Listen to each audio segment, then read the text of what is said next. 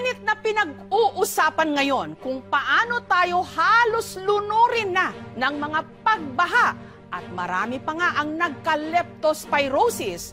Gayong hindi lang pala bilyones kundi trilyones ang napunta sa flood control projects ng gobyerno at ang iba pang mga proyekto na parang kinorakot lang.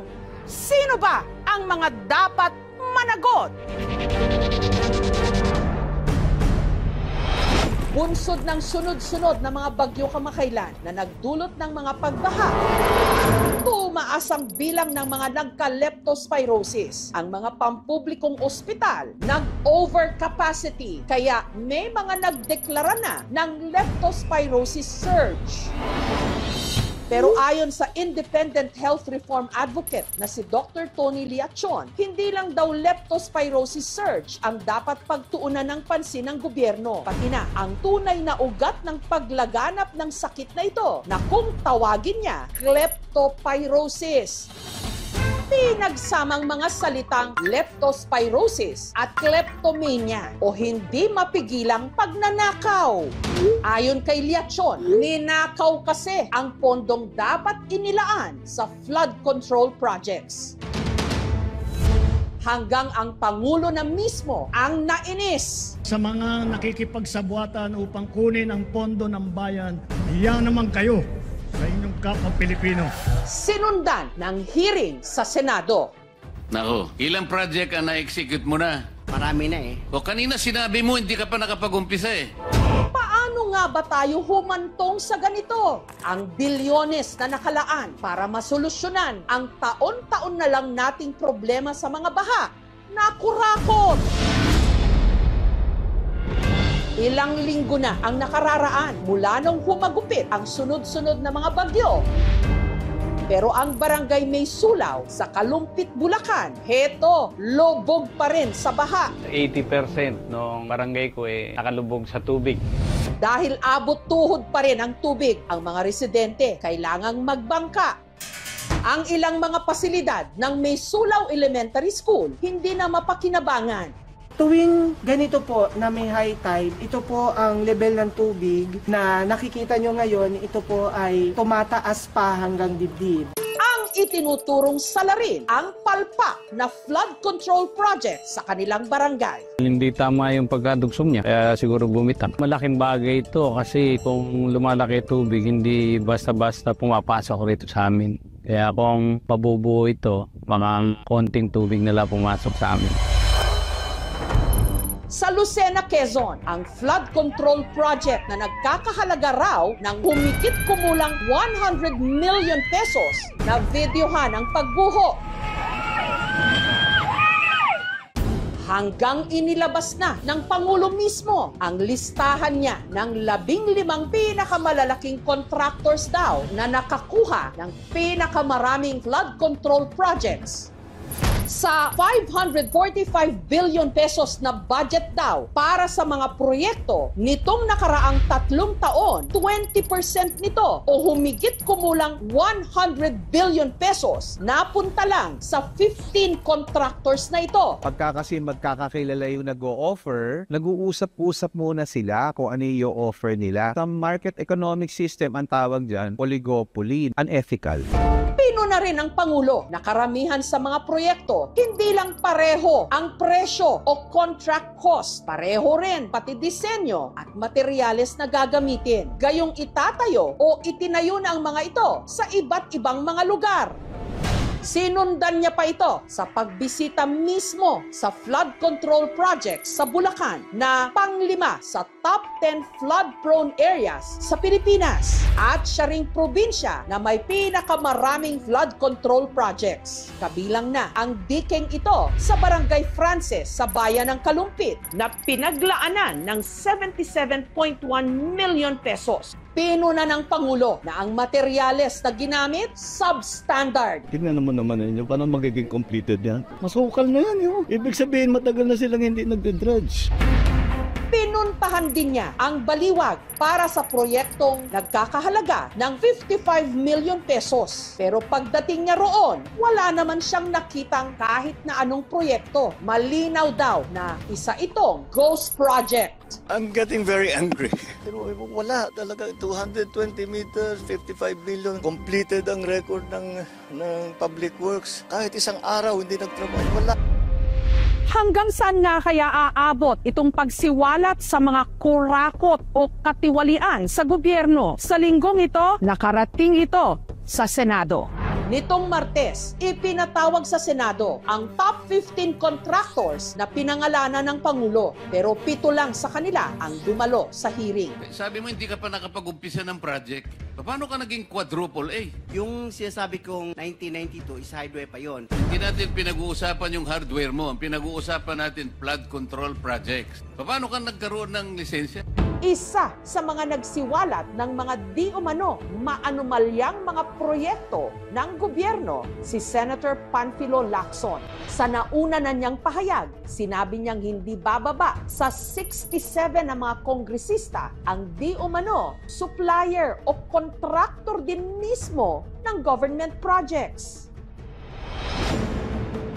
Sa kanyang privilege speech, inilahad ni Senator Panfilo Lacson kung paano raw kinurakot ang pondong nakalaan para sa flood control projects sa ilang mga probinsya gaya ng La Union, Pampanga, Bulacan at Oriental Mindoro.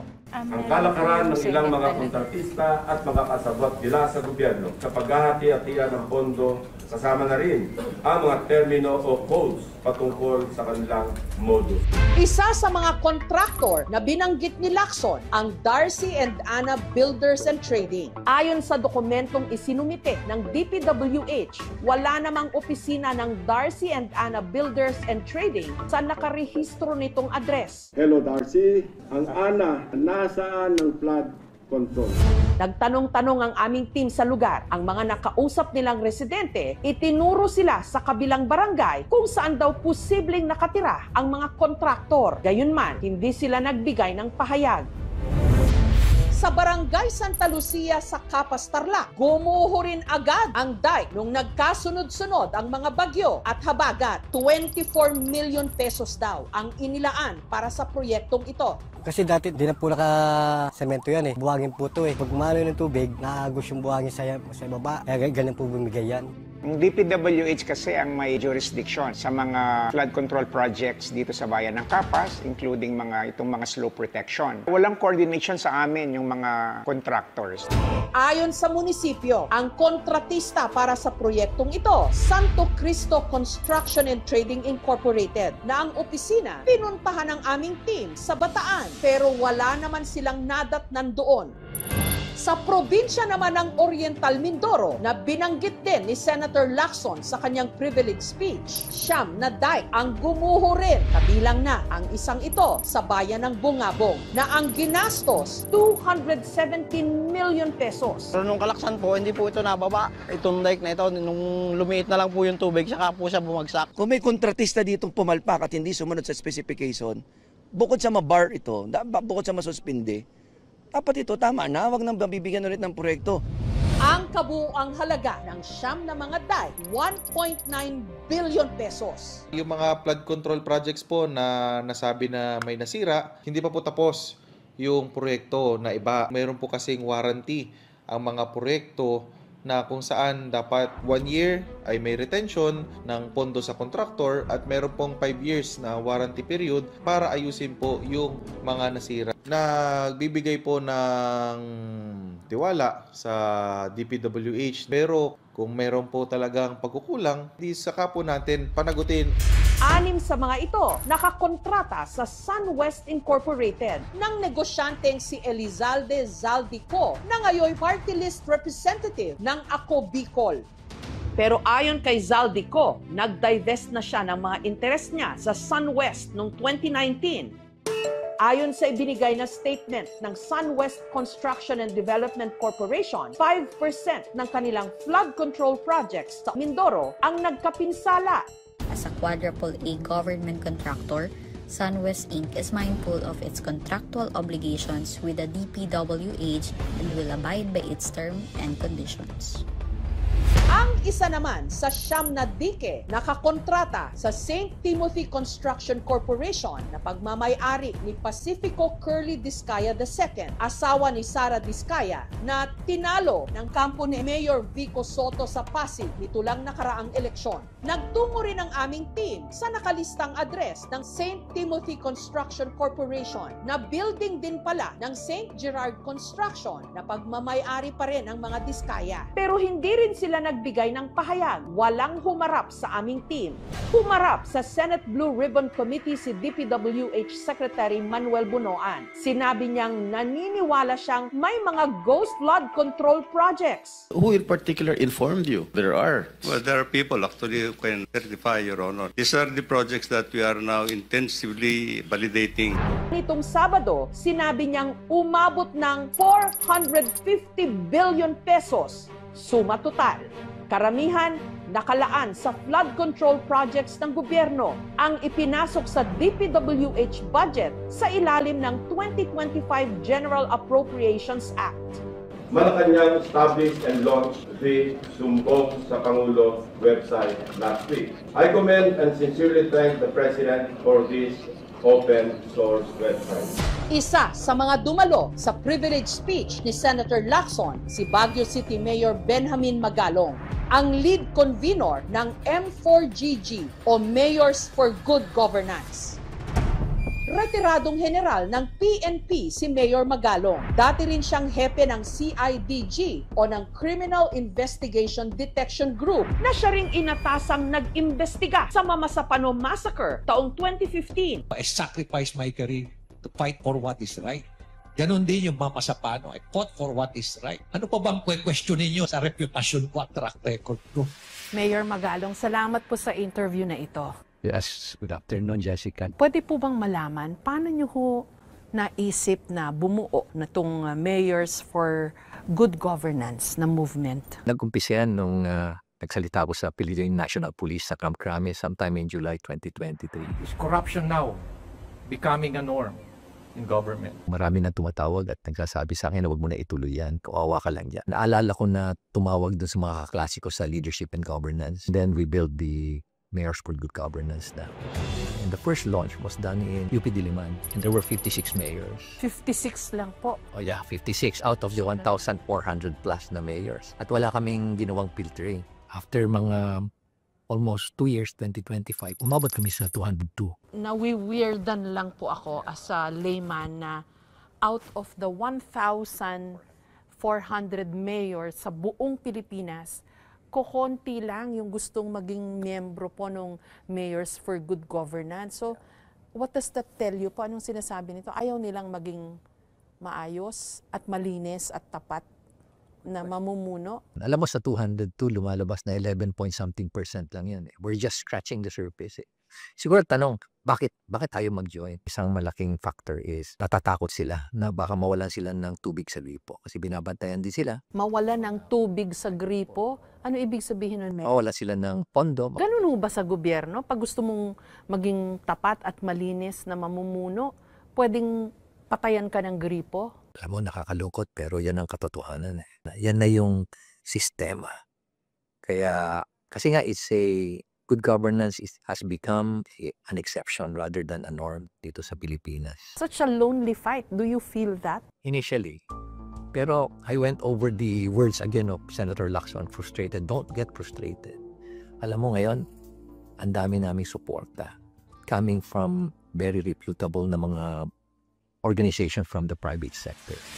Noon pang nakaraang taon, inilabas ni Magalong ang mga nadiskubre niyang di umanong anomalya sa DPWH sa Cordillera Administrative Region o CAR, katulad ng overpriced na pagbili ng tinatawag na cat's eyes o reflector lights sa mga kalsada.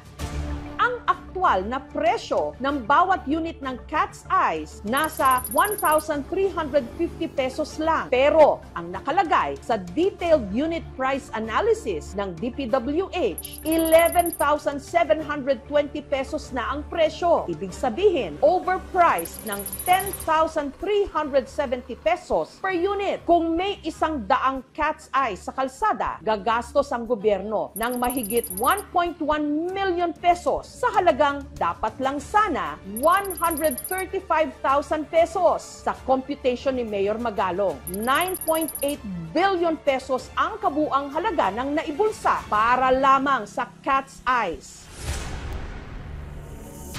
121,330 pesos ang inilaang pondo para sa yellow barriers sa bawat isang metro ng kalsada. Pero ang aktwal na presyo lang daw nito, 20,000 pesos. Malinaw na ang kickback kada isang metro mahigit 100,000 pesos. Ang presyo ng rock netting, ayon kay Mayor Magalong, 6,000 pesos kada square meter. Pero ang nakalista raw sa DPWH, 25,000 pesos noong 2023. Kaya kung susumahin sa kabuuan para sa lahat ng rock netting na binili para sa Cordillera taong 2017 hanggang 2023, 46.61 billion pesos. Sa pagtatansya ni Mayor Magalong, 28 billion pesos dito ang napunta sa kickback o tongpats. Paano nyo na nakita na may anomalya sa procurement po noon? Humingi ako ng data, information o kaya documents sa DPWH. Nilalaro ako, pinapaikot ako.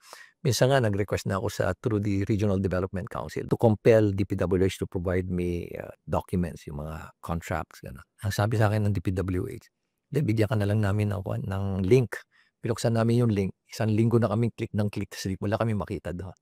So, kinausap ko yung NEDA to conduct a study. Doon namin nabisto na hindi pala. Tapos nakausap ko yung isang contractor. Sabi niya, sir, pagod na kami. Kadi-deliver na pera sa kanila. Kano ba kinukuha sa iyo? 40%. So, ang collusion, contractor and DPWH, ganun po ba yun? Yeah. Contractor, DPWH. Tapos, tinanong ko sa kanya, sino ba binibigyan mo? Pero di siya mga binanggit sa akin ng mga mambatas. Tanong ko sa kanya, ilan ba kayong contractor? Sir, sa grupo namin, 7 kami, pero hindi ako yung contractor. Subcontractor lang po kami. Kaya nga, sino siya main contractor? Sila rin po. Yung mga politiko rin. Sinong supplier? Sila rin po. Triple whammy na. Yung mga Cat's Eyes po. Nagulat din kami kasi marami nang hindi na nagpa-function, ano? Tapos nakita ko, bakit nilagyan ito? Bakit itong lugar na ito hindi nilagyan? Bakit uneven yung mga distansya? So what I did was to get in touch with a supplier na accredited din ng DPWH. Quote mo nga kami, bibili kami. Can you just imagine, di ba? 9,900 pala ang bawat piraso ang markup. So ilang millions, million pieces ang binili dito sa buong bansa. Millions and millions of pieces. Para mas marami ho sila mahukurakot. Precisely. At nakaka-insulto na, sige, lagyan na natin yan. Hindi naman nakakaintindi yung mga Pilipino dyan. Parang ganun na. Nakaka-insulto naman kayo. Inaral din daw ni Mayor Magalong kung magkano ba ang hatian ng mga nangurakot.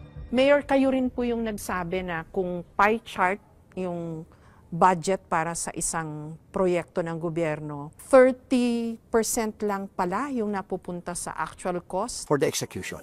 And then, average kasi lumalabas ng mga 40 to 45, di ba? Pero wala pa yung profit ng contractor. Sabi mo, nag-impose siya ng 15%, 30% na maiwan. Yun yung 30% na gagamitin niya. So, ang tanong ko sa kanya, how will you be able to execute it? Paano mo ma-assure na quality yan? Sir, hindi sir. Mapipilitan kaming mag-substandard. Kaya walang bakal yung mga nakikitang proyekto. Kaya po yung semento napakanipis. Ganun din pati yung asphalt overlay, mga road opening. Kapag ito ay mag-fail sa design, maaaring sa construction, maaaring sa materyales. Especially kapag ito ay pumalya, nag-collapse, maaaring magdulot ito ng pagkasawi ng buhay nang nandoon sa isang infrastruktura na yun. Mayor, kung i-reduce lang po natin in simpler terms, sa bawat 100 piso nagagastusin para sa proyekto ng gobyerno pala, 30 pesos lang ang napunta sa construction, yung sa execution ng proyekto. 8% sa tax. So VAT is 7% and 1% is bond. So 60% halos kinurakot po lahat yon. Ganun po katindi yung problema. Wow. Dilimpak-limpak po yung kinikita ng mga kurakot pala. Some of them are stealing 1 billion a year, more than.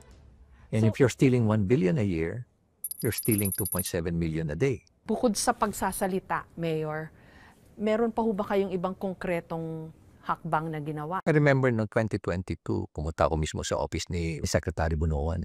Dala ko na kung ganito kakapal na dokumento. Sabi ko, Secretary, ito yung mga substandard na project. Please, take out your district engineer there. Kasi ilang beses ko na siya sinabihan, wala pa rin. Hindi natanggal po. Sa awa ng Diyos, wala nangyari. Sinubukan naming hinga ng pahayag si DPWH Secretary Manuel Bunoan. We are now validating all the documents, but there are already projects that we have found out na either di namin makita o half done. These are the things that we are trying to unearth. No? Kasi from monitoring submission nila on the status of these projects, I don't know if it is fictitious yung sinasubmit nila na mga project. Anybody whom will find out na involved in the dubious projects that were implemented that the district or regional office will have to file cases against them, including po the contractor. Una nandyan yung Anti-Graft and Corrupt Practices Act. Pwedeng maparusahan ang akusado ng 1 to 10 years plus fine. No? Dito rin yung malversation of public funds. Kapag ginamit ang pondo ng publiko sa pansariling interes, maaaring mapatawan ng parusa ang public official ng 8 to 12 years. Or minsan, aabot pa ng 40 years. Yung accountability ay mahalaga naman para sa mga tao kasi kapag hindi mananagot, yung mga dapat managot, talagang pakapalan na ng mukha ang nangyayari sa gobyerno. Kayo po, you served in the police when it was still under the military. And then you come face to face dito po sa ganitong mga pangungurakot. Ano po nararamdaman nyo? Masama loob mo because we are out in the field. Kita namin yung poverty. We have visited villages na talagang hirap ang mga tao. At ang masama nito, yung kanilang kasakiman, walang hangganan. Sa laki po ng ninanakaw, ng kinukurakot, hindi mahirap ang Pilipinas, Mayor. Yeah, mga 20% of the total budget. Tinignan nga namin yung budget. Nag-drill down kami, kasama namin yung National Budget Coalition. Nakita nila kung paano talaga minasacre yung 2025 budget. And previous budget, ang gigigil ka talaga. Naglalabasan na po yung mga napakarami palang kaso ng kurakot. And I think you were part of that build-up, Mayor. Anong pakiramdam niyo ho? Sort of redemption. Una, wala naniniwala no? Binabanatan ako. Alam mo, I spent half of my time sa mga caucuses spent explaining the lies. At nakakalungkot isipin. Natatakot po kayo for your life dahil dito sa mga naisiwalat nyo na? Pabigat na laban ito. Of course, I fear for the safety of my family. Not so much sa akin. Galing naman tayo sa ganyan, sa gera. No? May talab pa ho kaya ang lahat ng ito dun sa mga kurakot to the bone, to their core? Meron kasing phenomenon sa human behavior. Sabi nga nila, man's desire is insatiable. Walang kabusugan. Walang kabusugan. Kasi tayo rin we don't speak up The Filipino people just simply opt to be silent. Yan ang sandata nila ngayon. Tahimik lang sila. Okay lang, bulsa tayo ng bulsa. May pag-asa po ba tayo? Meron pa naman. As politicians, it's about time na talagang embrace namin yung real essence of public service. At tama na. Tama na. Mahiya na po tayo. Sa mga naranasan nating hirap, pagod, at perwisyo, at sa mga narinig nating kwento tungkol sa katakot-takot na pangungurakot nitong nagdaang mga araw, the depth of corruption has become so overwhelming. Hindi mahirap isipin na hindi pala baha ang magpapalubog sa ating bayan, kundi kasakiman.